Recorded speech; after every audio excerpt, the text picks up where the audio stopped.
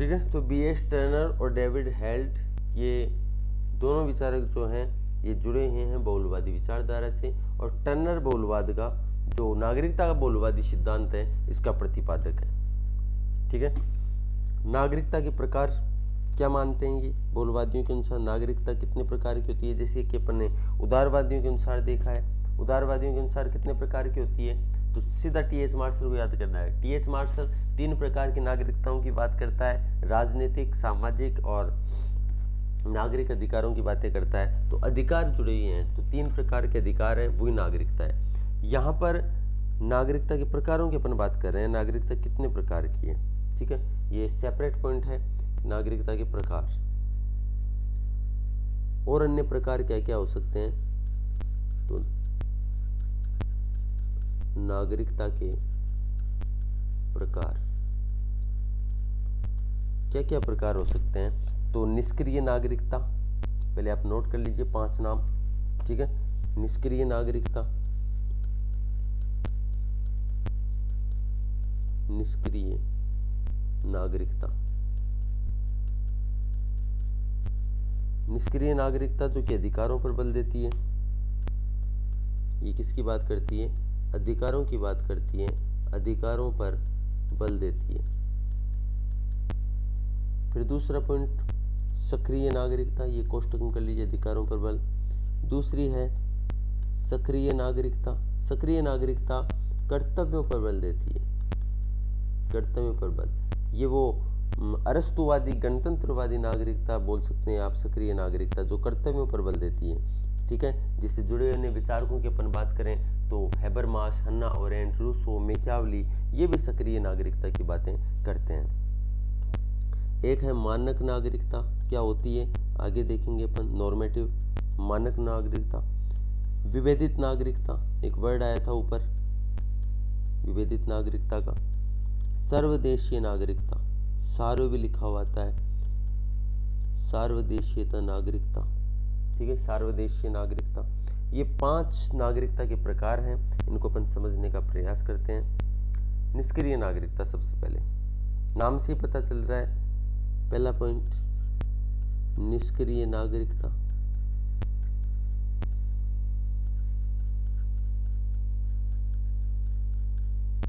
निष्क्रिय नागरिकता, ये नाम से पता चल रहा है आपको कि न्यूनतम तटस्थ नागरिकता की बात करते हैं।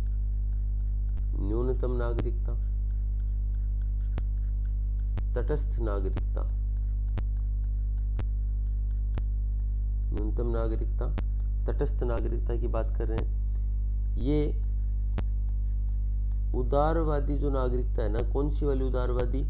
ये जो नकारात्मक उदारवादी विचारक हैं, नकारात्मक उदारवादी, या आप बोल सकते हैं जो व्यक्तिवादी हैं,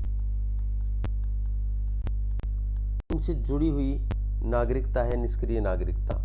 और इसका जो विकास है निष्क्रिय नागरिकता का, ये किस तरीके से होता है? तो निष्क्रिय नागरिकता से जुड़े जो हैं ये रोमन हैं, सबसे पहले रोमन में थी ये।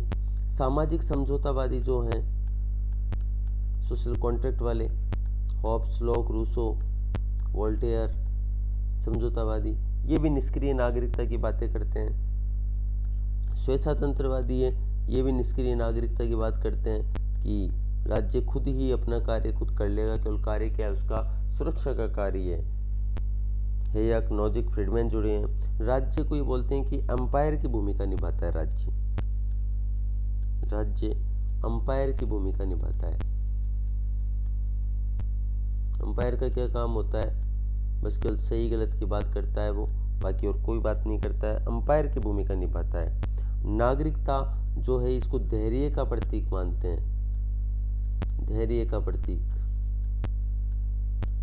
ये है निष्क्रिय। तो सीधा सीधा प्रश्न क्या आता है यहाँ पर कि निष्क्रिय नागरिकता से कौन जुड़ा हुआ है? तो निष्क्रिय नागरिकता से जुड़े हैं स्वेच्छातंत्रवादी, ठीक है, रोमनवादी, नकारात्मक उदारवादी, व्यक्तिवादी, सामाजिक समझौतावादी, स्वेच्छातंत्रवादी, ये जुड़े हुए हैं नकारात्मक जो निष्क्रिय नागरिकता है इससे जुड़े हुए हैं। फिर अपन बात करते हैं नव दक्षिणपंथी कहा जाता है इनको। नव दक्षिणपंथी हैं, ये भी निष्क्रिय नागरिकता से जुड़े हैं। और नव दक्षिणपंथी यही हैं जो स्वेच्छातंत्रवादी हैं, ये नव दक्षिणपंथी हैं। तो 5 नाम तो आप ये लिख सकते हैं, कौन कौन से, जो नोजिक, बर्लिन, हेयक, फ्रीडमैन। ठीक है, एक आप लिख सकते हैं मार्गरेट थैचर का नाम, थैचरवाद कहा जाता है इसके सिद्धांत को। एक अमेरिकी राष्ट्रपति रोनाल्ड रीगन, ये नव दक्षिणपंथी हैं। नव दक्षिणपंथी क्या कहते हैं? नव दक्षिणपंथी ये कहते हैं कि राज्य मिनिमल स्टेट है, या ये कल्याणकारी राज्य की बात करते हैं, ये कल्याणकारी राज्य की बात करते हैं। ये निष्क्रिय नागरिकता से जुड़े हुए हैं। रोलिंग बैक द स्टेट की बात करते हैं, ये रोलिंग बैक द स्टेट की बात करते हैं। ये डाउन साइजिंग गवर्नमेंट की बात करते हैं, सरकार का काम कम से कम करना चाहते हैं। जो अपन वर्तमान में देख रहे हैं, पीपीपी मोड बोल सकते हैं आप, जो भारत में चल रहा है। तो सरकार विनिवेश जैसी अवधारणाएं लेकर के आते हैं कि सरकार के ऊपर कम से कम बर्डन हो जाए। तो जो भी सरकारी संस्थाएं, उनका निजीकरण किया जाता है, जो अपन वर्तमान में देख रहे हैं। तो ये निष्क्रिय नागरिकता है, कंप्लीट। नागरिक निजता सिंड्रोम एक टर्मिनोलॉजी आती है निष्क्रिय नागरिकता से जुड़ी, लिख लीजिए, नागरिकता निजता सिंड्रोम क्या है, इसको समझते हैं अपन। नागरिकता निजता सिंड्रोम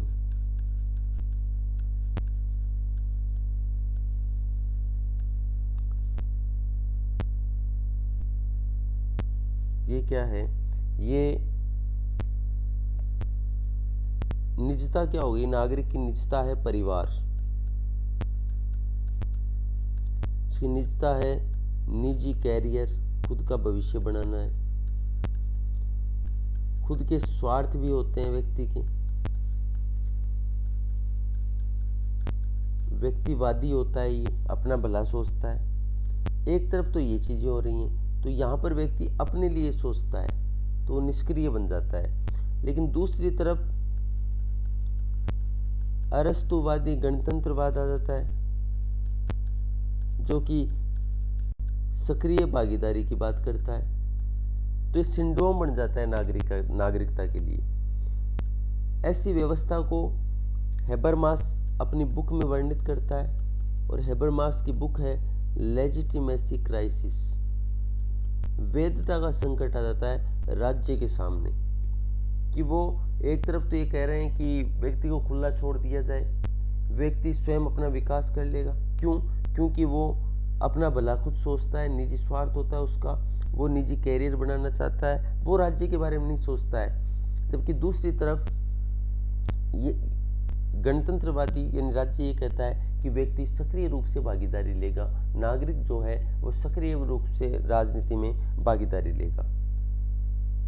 तो फिर ये लेजिटिमेसी क्राइसिस का रूप ले लेता है। सरकार के सामने वैधता का संकट खड़ा हो जाता है कि सरकार करे तो क्या करे, कि या तो राज्य खुला छोड़ दे बिल्कुल इनको व्यक्ति को, या फिर खुला छोड़ती है तो यह सामाजिक आर्थिक योजनाएं लेकर के आनी पड़ती हैं।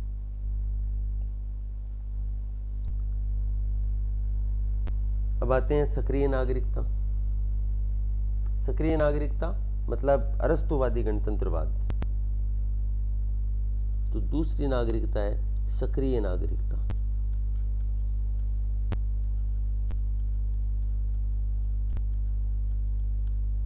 सक्रिय नागरिकता का मतलब है अरस्तुवादी गणतंत्रवाद। और अरस्तुवादी गणतंत्रवाद का मतलब है कि राजनीति में सक्रिय रूप से भाग ले जनता, वो होती है सक्रिय नागरिकता। ये कर्तव्य पर बल देती है, ये दायित्व की बात करती है। कर्तव्य और दायित्व में भी फर्क होता है। कर्तव्य नैतिक होते हैं, दायित्व होते हैं कानूनी रूप से बाध्य होते हैं। माता पिता की सेवा करना दायित्व है, वो दायित्व होगा नहीं सरकार दंड दे देगी। ठीक है, आपको इनकम टैक्स पे करना ही ये दायित्व है आपका, ये कर्तव्य नहीं है, दायित्व है, क्योंकि इसके ऊपर लीगल कार्रवाई हो सकती है। तो कर्तव्य और दायित्व में भी फर्क होता है। सक्रिय राजनीतिक सहभागिता होती है इसमें। ठीक है, सक्रिय राजनीतिक सहभागिता होती है, आप पूरा लिखना राजनीति को, राजनीतिक सहभागिता होती है। ये वसुदेव कुटुंबकम की अवधारणा पर कार्य करती है, यानी सकारात्मक उदारवाद से भी जुड़ जाएगा।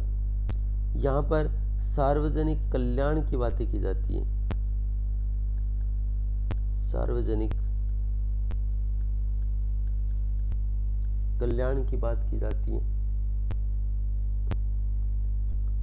यहाँ पर खुद का निजी स्वार्थ नहीं होता है बल्कि पर स्वार्थ होता है। अब समझ में आएगा आपको ऊपर कि वो सिंड्रोम कैसे बन जाता है। देखो इसकी विशेषताएं पढ़ो।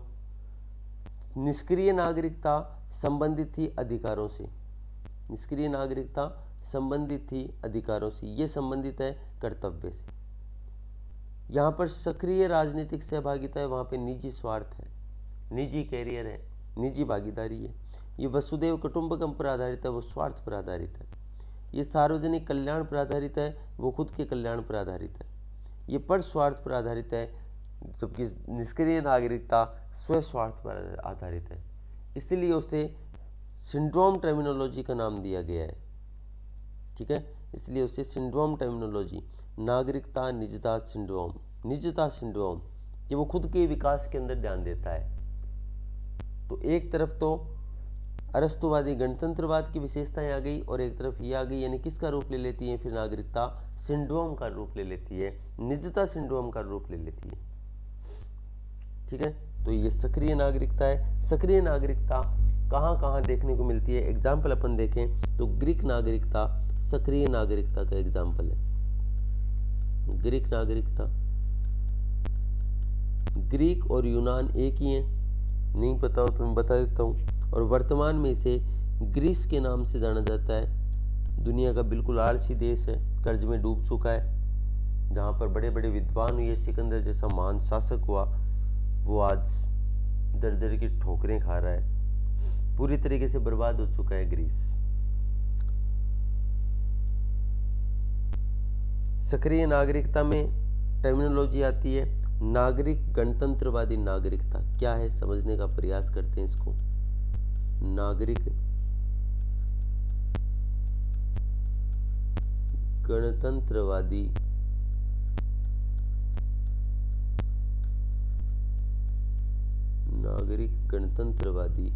नागरिकता। दो पार्ट करते हैं इसके, एक बार आप समझते जाइए, अभी थोड़ी देर में आपको समझ में आ जाएगा कि क्या है ये।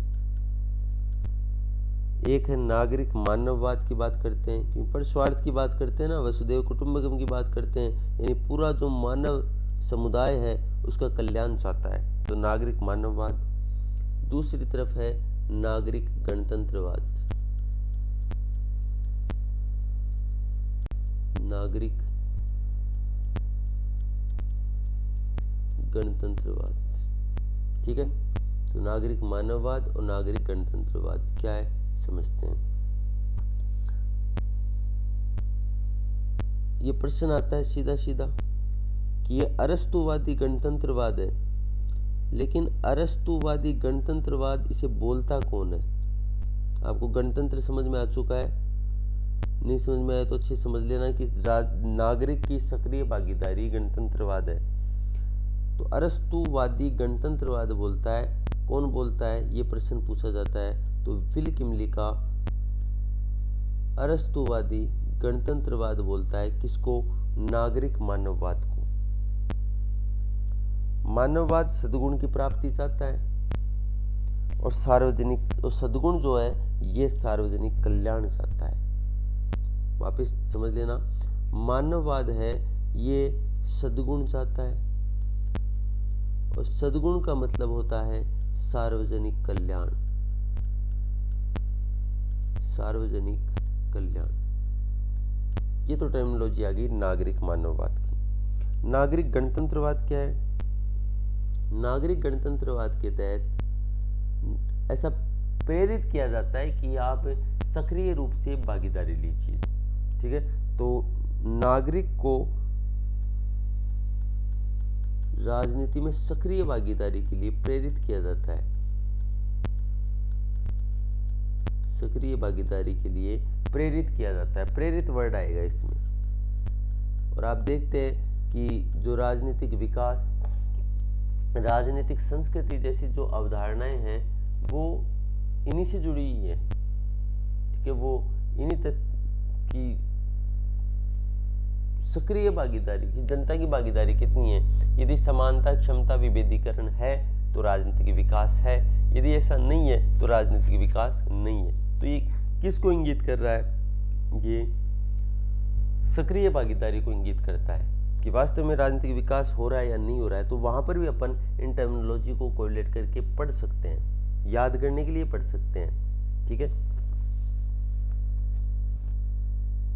आइए आगे। फिर इसी सक्रिय नागरिकता एक कॉन्सेप्ट में अपन और डिटेल में अरस्तुवादी गणतंत्रवाद को पढ़ते हैं। अरस्तुवादी गणतंत्रवाद,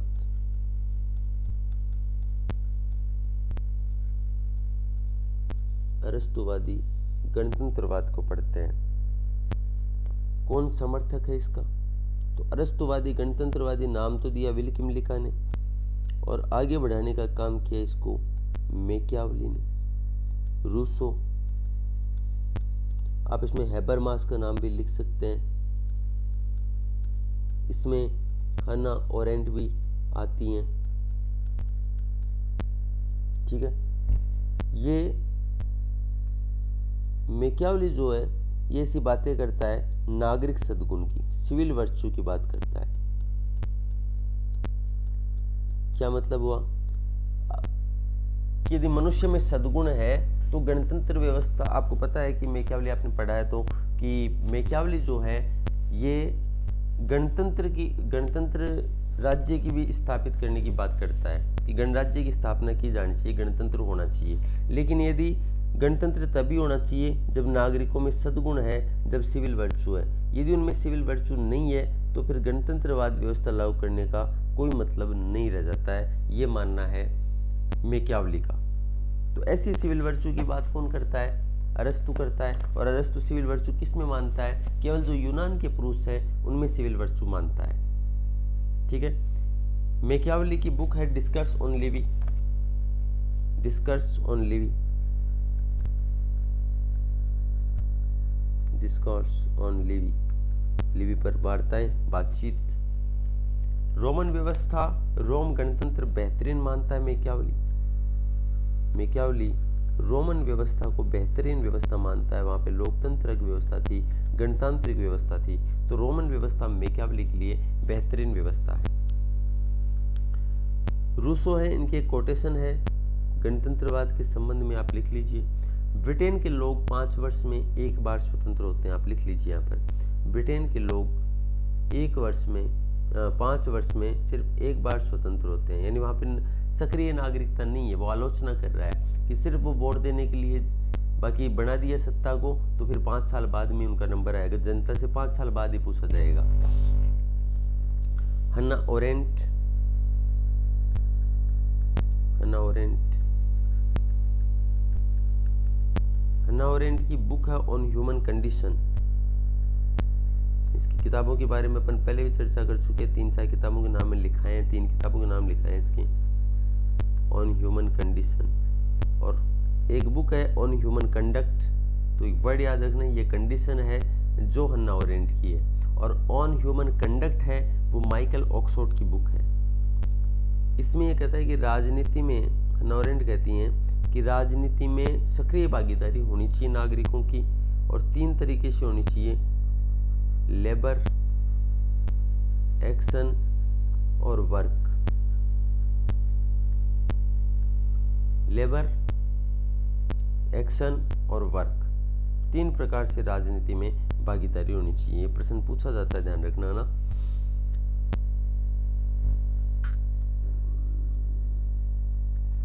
सार्वजनिक क्षेत्र में सक्रिय भागीदारी आवश्यक है, सक्रिय भागीदारी आवश्यक।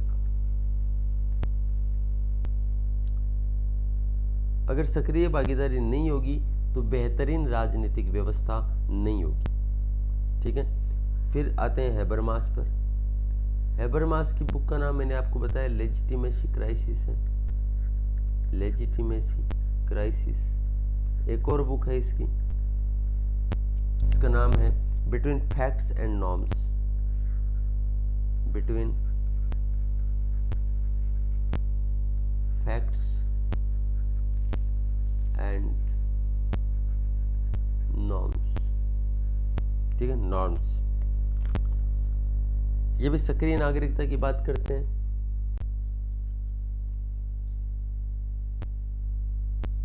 और कौन है सक्रिय नागरिकता की बात करने वाले?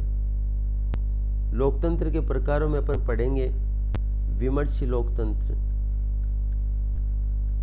यानी लोकतंत्र में बातचीत होनी चाहिए। विमर्श लोकतंत्र, बातचीत किसके मध्य होनी चाहिए? जब सक्रिय भागीदारी होगी तब बातचीत होगी, जनता के बीच में होगी, नागरिकों के बीच में होगी। लेकिन कब होगी? जनता नागरिकों के बीच में, और किससे होगी? सरकार से होगी। नागरिक और सरकार के बीच में होगी बातचीत, वार्ताएं होंगी, विमर्श होगा, या जनता जनता के बीच में विमर्श होगा। यह है विमर्शी लोकतंत्र। तो विमर्शी लोकतंत्र की तब होगा जब सक्रिय नागरिकता होगी। विमर्शी लोकतंत्र के अंदर वोट केंद्रित नहीं होना चाहिए, ये टॉक सेंट्रिक होना चाहिए, ठीक है, टॉक सेंट्रिक होना चाहिए, बातचीत होनी चाहिए इसमें, वोट सेंट्रिक नहीं होना चाहिए लोकतंत्र। वोट केंद्रित, मत केंद्रित नहीं होना चाहिए, सेंट्रिक नहीं होना चाहिए। फिर कैसा होना चाहिए? टॉक सेंट्रिक होना चाहिए, होना चाहिए, ठीक है। विमर्शी लोकतंत्र से जुड़े हुए कौन कौन है? तो विमर्शी लोकतंत्र में भी अपन पढ़ेंगे, यहां पर भी आप लिख लीजिए, Habermas, John Rawls, Habermas, John Rawls, एक है जी कोहेन, जी कोहेन। और कौन है सक्रिय नागरिकता से जुड़े हुए?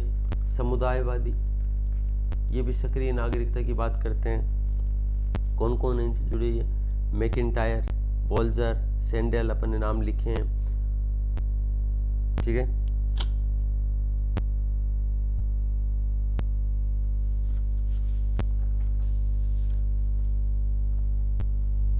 ये पॉलिटिक्स ऑफ इंडिविजुअल की बात करते हैं, व्यक्तिगत राजनीति की बात करते हैं, अधिकारों की बात करते हैं, कॉमन गुड की बात करते हैं।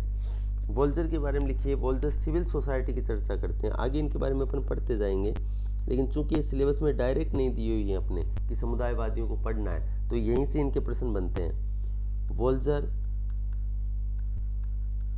सिविल सोसाइटी की बात करते हैं, नागरिक समाज की बात करते हैं, और नागरिक समाज की बात करते हैं। नागरिक समाज की सबसे पहले जो बात करने वाला विचारक है, सर्वप्रथम नोट लगा करके आप लिख सकते हैं, सबसे पहले नागरिक समाज की बात की हिगल। हिगल ने नागरिक समाज की बात सबसे पहले की। यदि अपने 4th यूनिट में नागरिक समाज दिया हुआ है तो अपन सिद्धांतों में नागरिक समाज को पढ़ेंगे, ठीक है। वहां पे अपन हिगल, ग्रामसी, मार्क्स, इनकी चर्चा करेंगे, हैबरमास की चर्चा करेंगे, स्वैच्छिक साहचर्य की चर्चा करते हैं, आलोचनात्मक साहचर्य की बात करते हैं। ये तो हो गई, 2 नागरिकता के प्रकार पढ़ लिए अपने 5 में से, ठीक है। पहला था निष्क्रिय नागरिकता, दूसरी सक्रिय नागरिकता, और तीसरा पढ़ेंगे मातृक नागरिकता, मैट्रिनियल सिटीजनशिप। मातृक नागरिकता की चर्चा अपन करने वाले हैं। तीसरा प्रकार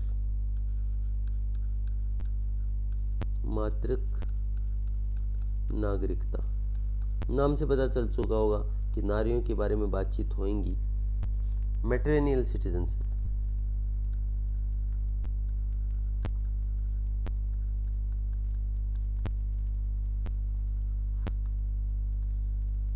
मैट्रिनियल सिटीजनशिप, मातृक नागरिकता।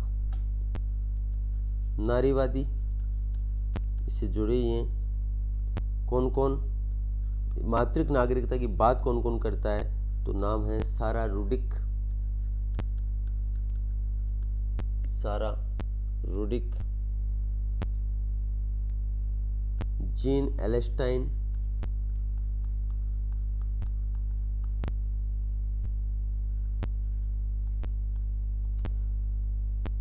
गिलिगिन,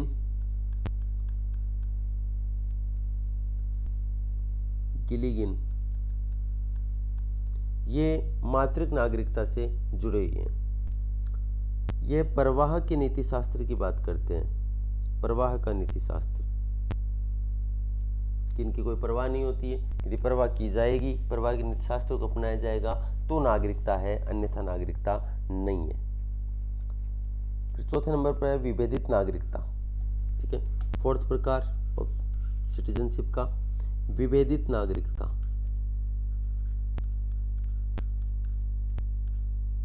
विभेदित नागरिकता, विभेदित नागरिकता से जुड़े कौन कौन है? अल्पसंख्यक, जो भेदभाव की नागरिकता के साथ में, नागरिकता एक कॉन्सेप्ट के साथ में भेदभाव किया जाता है, इनसे जुड़े हैं अल्पसंख्यक। देखिए, यदि आपने पहले के वीडियोस देखे ना तो ये आराम से समझ में आएंगे कि किस तरीके से विभेदित नागरिक हैं अल्पसंख्यक। और कौन से अल्पसंख्यकों की यहाँ बातें हो रही हैं? जो अपन बहुसंस्कृतिवाद में पढ़ते हैं या फिर आगे पढ़ेंगे अपन। ठीक है, बहुसंस्कृतिवादी, विभेदित राजनीति की बात करते हैं। और अल्पसंख्यक जो बहुसंस्कृतिवाद हैं, इससे जुड़े हैं जो विचारक हैं वो इसके समर्थक हैं, जिनमें विल किमली का बुक है इनकी मल्टीकल्चरलिज्म सिटीजनशिप, बहुसंस्कृतिवादी नागरिकता, लिख लीजिएगा मल्टीकल्चरलिज्म सिटीजनशिप। मेरियम यंग नारीवादी भी हैं, मेरियम यंग बहुसंस्कृतिवादी भी हैं। इनकी बुक है justice and politics of differences, विभिन्नता की राजनीति की बात करते हैं। ये विभिन्नता की राजनीति की बात करते हैं। ये जो विभेदित नागरिकता का समर्थक हैं, ये मान्यता की राजनीति का समर्थन करते हैं। ये सारी टर्मिनोलॉजीज में पहले समझा चुका हूँ। ये बुक्स के नाम भी अपन चर्चा कर चुके हैं, ठीक है ना। ये बुक्स के नाम है, ये इन पे चर्चा कर चुके हैं, इसलिए मैंने यहाँ पे नहीं लिखा है। अंतिम जो नागरिकता का प्रकार है, पांचवा प्रकार, ये है सार्वदेशीय नागरिकता, कॉस्मोपॉलिटनिज्म सिटीजनशिप। कॉस्मो, इंग्लिश में याद रखना, ठीक है ना, क्योंकि कई बार और भी टर्मिनोलॉजी लिखी आ जाती है। कॉस्मोपॉलिटनिज्म सिटीजनशिप, ये क्या है? सार्वदेशीयता, यानी वसुदेव कुटुंबकम, सारी दुनिया ही सबके नागरिक है, राष्ट्र राज्य जैसी अवधारणाएं लेकर के आती है। ये वैश्वीकरण का जो दौर है, इसमें पता ही नहीं चलता है कौन कहाँ का नागरिक है, ठीक है। मतलब वैसे नागरिक हैं अपन, लेकिन एक व्यक्ति दूसरे देश में जाकर के काम करने लग गया है, दूसरे देश में रहने लग गया है। बहुत सारे देशों ने जो दूसरे देश से लोग आते हैं उनको नागरिकों की बराबर दर्जा भी दे रखा है, जैसे कनाडा जैसे देशों ने, ठीक है। तो ये सार्वदेशीय नागरिकता है। सार्वदेशीय नागरिकता का कॉन्सेप्ट आपको थोड़ा सा समझ में आया होगा कि जैसे कोई भारतीय कनाडा में गया, काम किया, और जब वो काम कर रहा है तो काम करते करते वहाँ का धीरे धीरे 2, 4, 5 साल हो गए तो वहाँ के नागरिकों के समान अधिकार दिए जाने लग गए उसको। तो वो भारत का नागरिक है, कनाडा का नागरिक है, वो कहाँ के लाभ ले रहा है। तो ये कॉस्मोपॉलिटनिज्म सिटीजनशिप हो गया, सार्वदेशीय नागरिकता हो गई। सार्वदेशीय नागरिकता की शुरुआत यदि अपन देखें तो वेस्टफेलिया की संधि हुई थी 1648। तो 1648 की वेस्टफेलिया की संधि, वेस्टफेलिया की संधि से इसकी शुरुआत मानी जा सकती है। राष्ट्र राज्य की नागरिकता की अवधारणा इस संधि के द्वारा राष्ट्र राज्य की अवधारणा आई थी, ठीक है। उसके बाद में ये जो कॉस्मोपॉलिटनिज्म सिटीजनशिप है, इसको सबसे ज़्यादा बढ़ावा देने का काम किया एलपीजी जैसी पॉलिसीज ने, जिसने बाजार खोल दिए, दूसरे देशों के लिए बाजार खोला, तो ग्लोबलाइजेशन को बढ़ावा मिला। एक व्यक्ति एक देश से दूसरे देश में आना जाना उसके लिए ज़्यादा आसान हो गया और ज़रूरत भी हो गई। इसके समर्थक कौन कौन है कॉस्मोपॉलिटनिज्म सिटीजनशिप के? तो मार्था नुसबॉम की और भी चर्चाएं अपन ने की थी। अभी 1-2 बातें और बता देता हूँ इसके बारे में, क्योंकि इंपॉर्टेंट है, इसके ऊपर प्रश्न आने की पूरी संभावना रहती है आजकल। फ्रंटियर जस्टिस इसकी बुक है, फ्रंटियर जस्टिस। अब जस्टिस आ गया तो ये तो पता चल गया कि न्याय के सिद्धांत से भी जुड़ी हुई विचारिका है। डेविड हेल्ट को अपन ने पढ़ा है नागरिकता के बहुलवादी सिद्धांत में, ठीक है। मैं आपको रिवाइज भी करवाता जा रहा हूँ यहीं पर। एक है प्लूटार्क। ये तीनों जो हैं ये कॉस्मोपॉलिटनिज्म सिटीजनशिप से जुड़े हुए हैं, सार्वदेशीयता नागरिकता के कॉन्सेप्ट से जुड़े हुए हैं। Martha Nussbaum, frontier justice. Martha Nussbaum मैं वैसे ही बताया तो यहाँ नोट नहीं कर रहा हूँ, ठीक है। अमर्त्य सेन क्षमता की बात करते हैं, सामर्थ्यता की बात करते हैं न्याय के सिद्धांत में। जिस सामर्थ्यता की बात कर रहे हैं उसी सामर्थ्यता की बात मार्था नुसबम कर रहे हैं। तो सीधा सीधा प्रश्न आता है, सामर्थ्यता को न्याय किसने माना है? तो सामर्थ्यता की अवधारणा न्याय के संबंध में दो विचारकों ने दी है, एक तो अमर्त्य सेन है और दूसरे मार्था नुसबम है। और मार्था नुसबम को अपन न्याय के सिद्धांत में पढ़ा था, ये वैश्विक न्याय से जुड़ी भी है। वैश्विक न्याय से जुड़े हुए कौन कौन है? एक तो मार्था नुसबम है जो वैश्विक न्याय से जुड़े हुए हैं, जो जॉन रॉल्स हैं वो भी वैश्विक न्याय की अवधारणा देते हैं लॉ ऑफ पीपल बुक में। और एक और विचारक हैं जिन्होंने जॉन रॉल्स के ऊपर, जॉन रॉल्स की आत्मकथा के नाम से बुक लिखी है, जॉन रॉल्स के ऊपर बुक लिखी है, वो है थॉमस पोगे। तो ये तीन विचारक हैं जो वैश्विक न्याय की अवधारणा से जुड़े हैं। ये न्याय में पढ़ा था अपन ने।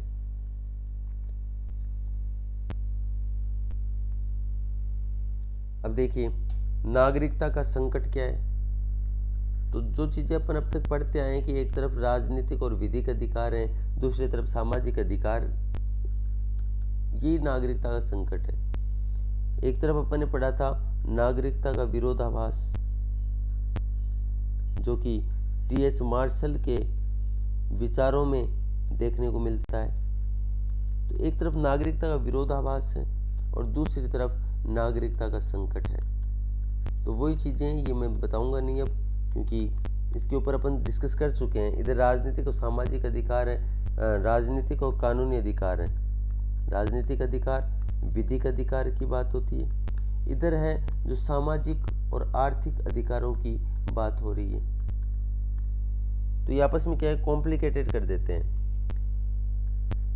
ये उदारवादी विचारों में देखने को मिलता है। और सामाजिक आर्थिक अधिकार, नागरिकता जो संकट है, ये सार्वदेशीयता जो भी पढ़ा है अपने, कॉस्मोपॉलिटनिज्म, सिटीजनशिप, इस कॉस्मोपॉलिटनिज्म सिटीजनशिप में देखने को मिलता है नागरिकता का संकट। क्यों?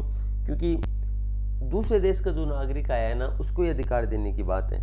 अब दूसरे देश के नागरिक को सामाजिक आर्थिक अधिकार कैसे देने दोगे आप उसे वोट देने का अधिकार देने दोगे? यदि कोई ब्रिटिश है जो ब्रिटेन में रहा है और जीवन उसने वहीं गुजारा है, यहाँ आ गया, 1 साल से 2 साल से रह रहा है, वो नागरिक बन गया, और क्या अपन उसको वोट देने देंगे? नहीं देने देंगे। तो नागरिकता का संकट आ गया।